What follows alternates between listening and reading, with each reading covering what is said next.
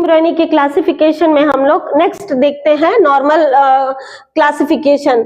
हर एक किताबों में आपका जो भी आप लोगों के पढ़ना है उस बुक में ये वाला दिया गया है, क्लीवेज पॉलीइम्ब्रियोनी, एडवेंटिव पॉलीइम्ब्रियोनी और सिंपल पॉलीइम्ब्रियोनी।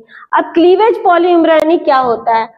मैंने बताया था इम्ब्रियोसैक जो है आपका भ्रूण कोश जिसको हम बोलते हैं, यहाँ पर जाइगोट होता है या एग सेल होता है, यहाँ पर मेल गैमीट आके फ्यूज करते हैं। ये बाजू वाला जो कोशिका है वो सिनर्जिड सेल है, पोलर न्यूक्लियस है, और ये एंटीबोडल सेल है। ये जाइगोटिक इम्ब्रियो से क्लीवेज पॉलीइम्ब्रियोनी जो है जाइगोटिक इम्ब्रियो से बनता है। अब देखिए ये भ्रूण एग के साथ फर्टिलाइज किया, मेल और फीमेल गैमीट बना, तो ये जाइगोट का निर्माण करेगा। क्या का निर्माण करेगा? जाइगोट। अब जाइगोट में कौन सा प्रोसेस होता है? क्लीवेज, इसका विखंडन होता है। ये अलग अलग globular shape, torpedo shape, heart shape में परिवर्तित होता है। जब इसका विखंडन होता है, एक से क्या बनेगा बेटा? दो से क्या बनेगा? चार से कितने बनेंगे? 8।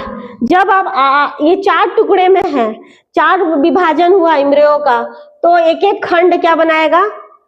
इम्ब्रियो बनाएगा। जैसे हम 4 में तोड़े हैं तो 4 इम्ब्रियो बनाएगा, 8 में तोड़ेंगे तो 8 इम्ब्रियो बनेगा। तो ये क्लीवेज इम्ब्रियोनी है। क्लीवेज इम्ब्रियोनी जाइगोट के बनने के बाद जो क्लीवेज प्रोसेस है उसके फलस्वरूप क्या होता है? बनता है। ठीक है, अब दूसरा देते हैं एडवेंटिव इम्ब्रियोनी।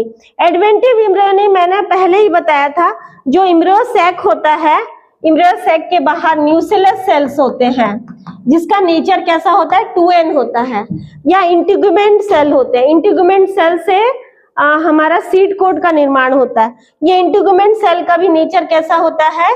2n होता है। या न्यूक्लियस के ऊपर चलाजल सेल्स भी होते हैं, चलाजल सेल भी होते हैं, इसका भी नेचर 2n होता है। तो ये डिप्लॉइड कोशिका है और डायरेक्ट क्या करता है? इम्ब्रियो का फॉर्मेशन करता है। क्या बोला है? डिप्लॉइड इम्ब्रियो का फॉर्मेशन करेगा, इम्ब्रियोसैक बनाएगा नहीं, डायरेक्ट इम्ब्रियो बनाएगा।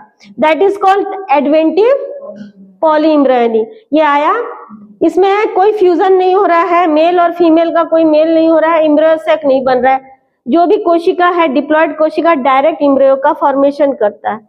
अब सिंपल इम्ब्रियोनी बोलते हैं, किसे कहते हैं? मैंने क्या बताया था? Megaspore mother cell. ये मेगास्पोर मदर सेल है, एमएमसी। क्या बोलते हैं?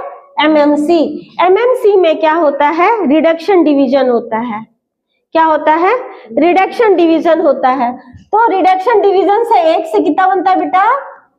4। ये जो 4 कोशिका है ये हैप्लॉइड होते हैं। क्या बनाते हैं? हैप्लॉइड। इसमें से 3 जो कोशिका होती है वो डिजेनरेट हो जाता है। डिजेनरेट मतलब हट जाते हैं, और एक क्या होता है? फंक्शनल होता है। और एक फंक्शनल से ये इम्ब्रियोसैक, ओव्यूल का इम्ब्रियोसैक बनता है। मगर कभी कभी देखा गया है अब नॉर्मल कंडीशन में ये चारों के चारों क्या रहेंगे? एक्टिवेट रहेंगे, मतलब वो डिजेनरेट नहीं होंगे। 3 डिजेनरेट होना है तो 3 डिजेनरेट नहीं होते, उसमें से एक केवल फंक्शनल रहता है। ठीक है, मगर कभी कभी देखा है चारों कोशिका जो है, मेगास्पोर जो है हैप्लॉइड कोशिका, वो एक्टिव रहा और 4 से क्या बना? 4 से 4 इम्ब्रियोसैक बना। उसी तरह दूसरा मेगास्पोर मदर सेल, उधर भी 4 के 4 एक्टिवेट हुए। तो एक ओव्यूल के भीतर हमने क्या देखा? बहुत सारे, मोर देन 1 इम्ब्रियोसैक, एक से अधिक इम्ब्रियोसैक का बनना हम एबनॉर्मल कंडीशन में देखते हैं। तो ऐसे कंडीशन में इसको हम सिंपल पॉलीइम्ब्रियोनी कहते हैं। ठीक है, इसे हम क्या कहते हैं? सिंपल पॉलीइम्ब्रियोनी कहते हैं। एक से अधिक क्या होता है? इम्ब्रियोसैक का, भ्रूण कोश का बनना एक ओव्यूल के भीतर, बीजांड के भीतर, वो क्या कहलाता है? सिंपल पॉलीइम्ब्रियोनी। अब आते हैं पॉलीइम्ब्रियोनी का इंपॉर्टेंस क्या है, सिग्निफिकेंस क्या है। देखिए हॉर्टिकल्चर है, बागवानी जिसे हम कहते हैं, बागवानी में इसका इंपॉर्टेंट है। प्लांट ब्रीडिंग में भी इंपॉर्टेंट है। साइटोजेनेटिक स्टडी, हम किसी प्लांट का उसका जेनेटिकली स्टडी करना चाहते हैं तो उसको हम पॉलीइम्ब्रियोनी को लेते हुए हम स्टडी करते हैं। ये जो न्यूसेलर पॉलीइम्ब्रियोजेनेसिस जो होता है, न्यूसेलर सेल से जो इम्ब्रियो बन रहे हैं, वो प्लांट जो बनते हैं वो प्लांट कैसे होते हैं? Disease resistant. इस पर ऐसे प्लांट में वायरस का अटैक नहीं होता है, फंगस का अटैक नहीं होता है, तो ऐसे प्लांट क्या होते हैं? डिजीज रेसिस्टेंट प्लांट होते हैं।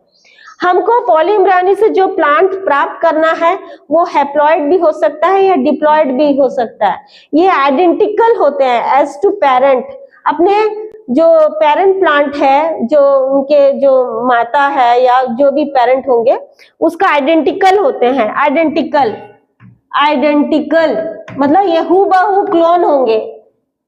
जो भी प्लांट से बनता है पॉलीइम्ब्रियोनी उसके आइडेंटिकल होगा। तो हमको क्लोन प्राप्त करने में क्या होता है? आसानी होती है।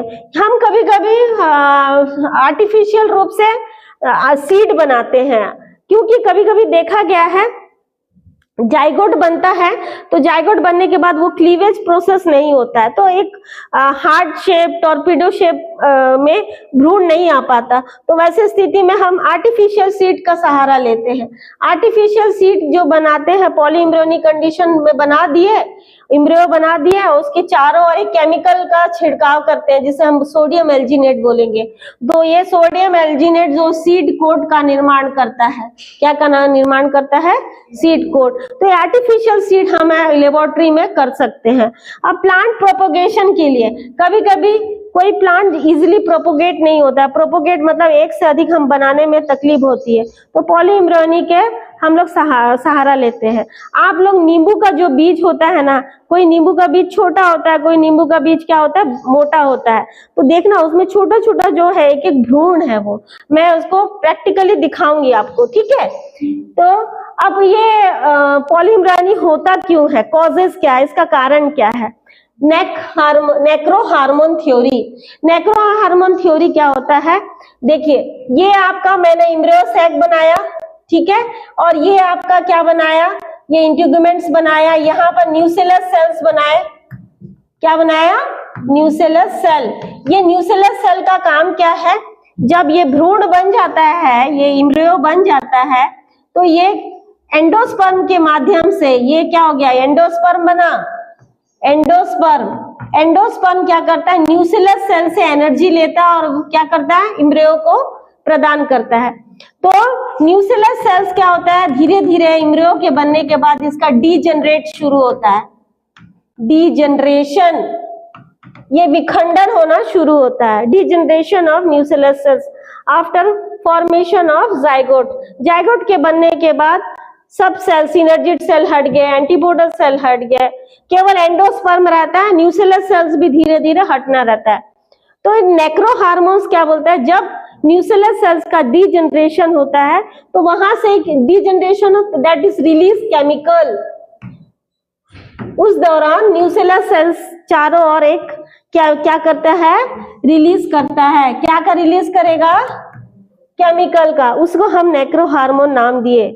वो नेक्रो हार्मोन्स क्या करता है? न्यूसेलस के आजू बाजू के सेल्स को भी एक्टिवेट कर देता है। एक्टिवेट कर देता है तो न्यूसेलस सेल से इम्ब्रियो बन जाता है डायरेक्ट, ठीक है? लिख लीजिए, न्यूसेलस सेल्स के चारों ओर जो है एक केमिकल रिलीज होने के कारण वो न्यूसेलस के चारों ओर के सेल्स जो है एक्टिवेट हो जाते हैं। तो एक्टिवेट होने के कारण से भी वो डायरेक्ट इम्ब्रियो का, न्यूसेलस सेल से इम्ब्रियो का फॉर्मेशन होता है। ये नेक्रो हार्मोन थ्योरी है। दूसरा हमने क्या बताया? Megaspore mother cell, MMC. Reduction division के बाद डीजनरेशन नहीं होता। मेगास्पोर मदर सेल्स का क्या नहीं होता? डीजनरेशन किसका नहीं होता बेटा? एमएमसी का। मेगास्पोर मदर सेल का नहीं होता है। तो ये चारों के चारों एक्टिवेट रहते हैं सेल्स, चारों के चारों मेगास्पोर मदर सेल। 3 डीजनरेट हो जाना था, निकल जाना था, नहीं निकलते। एक को एक्टिव हो रहता है, एक एक्टिव रहता है नॉर्मल में, और ये क्या होता है? डीजनरेट होता है। तो चारों के चारों से एक एक इम्ब्रियो सैक बन रहा है।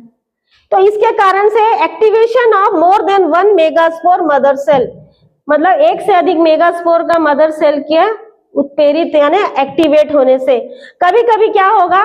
न्यूसेलर सेल से न्यूक्लियस का सेल का एक्टिवेशन होना, इंटीग्यूमेंट सेल का एक्टिवेशन होना, चलाजल सेल का एक्टिवेशन होना, ये पॉली एम्ब्रियोनी को क्या करता है, शो करता है।